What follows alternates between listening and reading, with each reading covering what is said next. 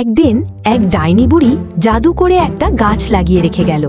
সেই গাছের নিচে দিয়ে যারা যারা হেঁটে যায় তাদেরকে গাছ টেনে রেখে দেয় এবং স্বর্ণ বানিয়ে গাছে ঝুলিয়ে রাখে। এভাবে করে ছোট পাখি, কাক, ময়না, পাখি, বিড়াল, ইঁদুর একে একে সবাইকে জাদু করে গাছটা সোনা বানিয়ে ঝুলিয়ে রেখে দিয়েছে। হঠাৎ করে একদিন টুনি পাখি সে রাস্তা দিয়ে হেঁটে যাচ্ছিল এবং জাদুকরি গাছটা দেখতে পেল। টুনির সাথে টুনির বাচ্চাও হেঁটে যাচ্ছিল। টুনির বাচ্চা গাছটাকে দেখে বলল, কি সুন্দর স্বর্ণের গাছ লাগানো হয়েছে। এই বলে টুনির ছানা গাছ থেকে একটা স্বর্ণ পাড়তে গেল। ঠিক তখনই গাছ টুনির ছানাকেও সোনা বানিয়ে গাছে ঝুলিয়ে রাখল।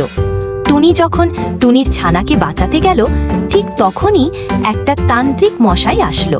এসে বলল, খবরদার টুনি, তুমি গাছটার কাছে যেও না, তাহলে তোমাকেও সোনা বানিয়ে দেবে।